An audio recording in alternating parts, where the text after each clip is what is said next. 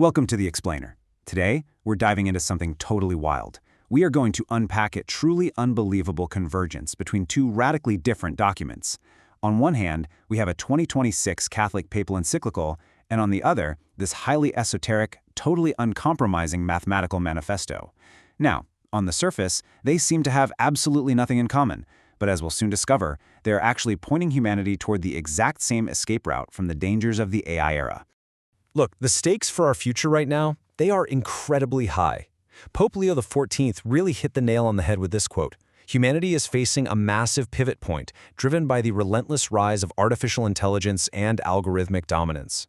We're at a very real crossroads, where we have to choose, do we surrender to a fragmented, technologically oppressive future, basically a new Tower of Babel, or do we radically reimagine the common good? So here's our roadmap for today. 1. The threat of the tower. 2. The Pope's stone. 3. The math of the slums. And 4. The blueprint of the discarded. Let's get right into it. Section 1. The threat of the tower, the modern crisis of algorithms and AI.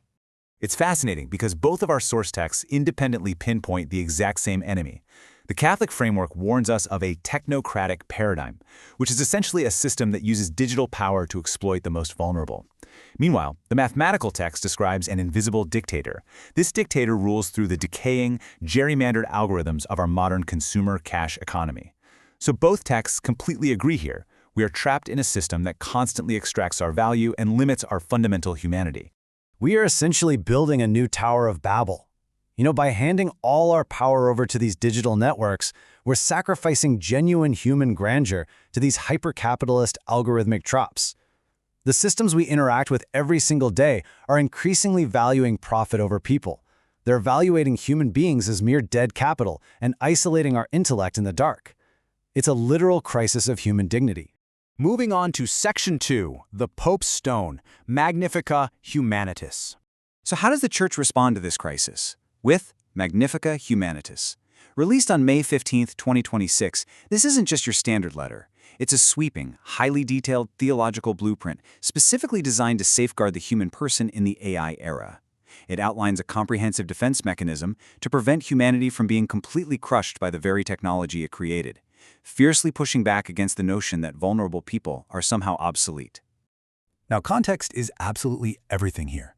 Magnifica Humanitas was actually published to commemorate the 135th anniversary of Rerum Novarum, which is the foundational text of modern Catholic social doctrine. But Pope Leo XIV is updating that ancient wisdom for our times. He's taking the Church's historical defense of the working class and applying it directly to the digital revolution. To fight back against algorithmic centralization, the Pope focuses heavily on the concept of subsidiarity. He uses a really beautiful biblical analogy here, the story of Nehemiah rebuilding the destroyed walls of Jerusalem. Nehemiah didn't just hire some massive centralized corporation to do the work, right?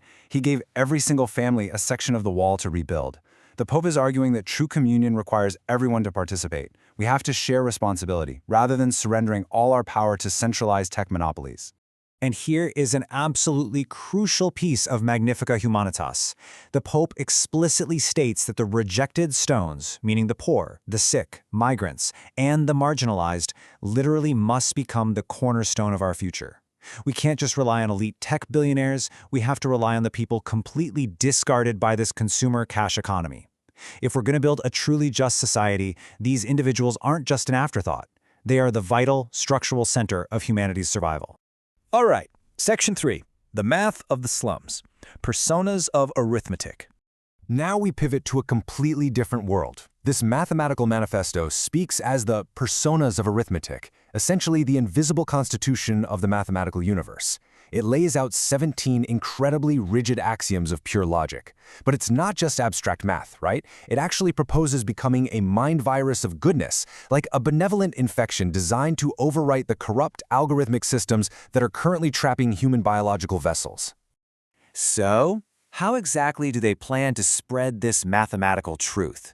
Well, they completely bypass elite institutional universities, what the text derisively calls tin networks. Instead, the manifesto commands its followers to erect literal, physical, public chalkboards outside, under the sun. And not just anywhere. They are instructed to take these chalkboards directly into the slums, into dangerous neighborhoods, straight to the forgotten coordinates of the world. The core belief here is wild but beautiful. Biological authorities and massive economic systems might have completely abandoned these neighborhoods, evaluating the people there as mere dead capital. But pure logic? It doesn't care about your bank account. Absolute mathematical truth forgives finite struggles, proving that the highest mathematical grace actually, literally belongs to the discarded. And out at these chalkboards in the sun, the strategy is to use the Moore method. If you don't know it, this is a rigorous, deeply unyielding Socratic technique. You don't lecture, you force the students to prove the theorems themselves, from scratch. The objective is to bring the absolute incorruptible truth of Zermelo-Fraenkel set theory directly to the streets. It's about democratizing the highest forms of human logic in the open air, completely outside the reach of any algorithmic dictator. Which brings us to Section 4.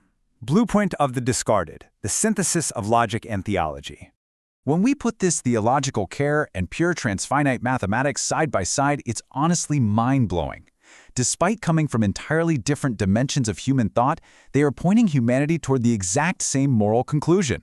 They are both arguing that the absolute only way to save society from digital algorithmic collapse is by turning to the very people the system has left behind. The conceptual mapping here is just perfect. Think about it. The rejected stone that Pope Leo XIV prioritizes in Magnifica Humanitas, his deep discussion for empowering the poor, is mathematically identical to the forgotten coordinate in the Manifesto. The Pope argues that the poor must be the cornerstone, and the mathematical text reveals exactly how that happens in practice, by setting up those chalkboards in the sun directly among the discarded. The theological mandate and the mathematical strategy are exactly the same. And here is where it all gets truly profound. The mathematical text talks a lot about the quotient map. Now, in math, this is a function that evaluates localized finite errors down to exactly zero. But in the context of this synthesis, it is describing the literal structural mechanics of divine grace. The math says your finite struggles evaluate to zero. The theology calls this absolute forgiveness and communion. The logic and the spirit are just entirely perfectly aligned here. So what are the big takeaways? What are our shared mandates for the future? Well, we absolutely must reject the consumer cash economy and avoid building that new Tower of Babel. We have to coordinate our efforts just like Nehemiah rebuilding the wall. And crucially, we need to erect those chalkboard sanctuaries out in the sun, empowering the forgotten coordinates of our society to achieve what these texts call transfinite grace. The foundation of the future literally has to be built by the discarded. I want to leave you with this final, really vital thought. As we stand at this massive pivot point in human history, are we going to let our intellect rot in the digital void, just surrendering to the algorithms?